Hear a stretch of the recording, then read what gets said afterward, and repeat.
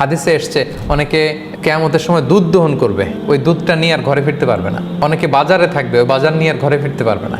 অনেকে গোসল করবে আর ফিরতে পারবে না। অনেকে ক্ষেত খামারে চাষ করতে গিয়েছে আর ফিরে আসতে পারবে না। যে যেই মুহূর্তে আছে এমন সাডেনলি আকস্মিকভাবে কিয়ামতের বিভীষিকা গ্রাস করবে, আপনি কিছু বলেও যেতে পারবেন না কাউকে যে এটা সেটা। আল্লাহ বলেন যখন আসবে বলে কয়ে আসবে না, ভয়ঙ্করভাবে সেটা আসবে। কিয়ামতটা কেমন হবে, কিয়ামতের বিভীষিকাময় পরিস্থিতি আল্লাহ পিকচারাইজ করছেন। দেখুন আল্লাহ বলেন নফিখ ফিস সূর, সিংগায় ফুৎকার দেয়া হবে।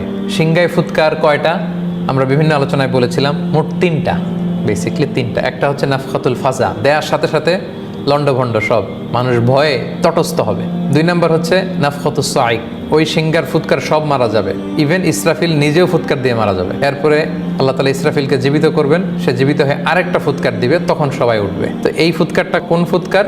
3 নম্বর ফুৎকার, দ্য লাস্ট হুইসেল।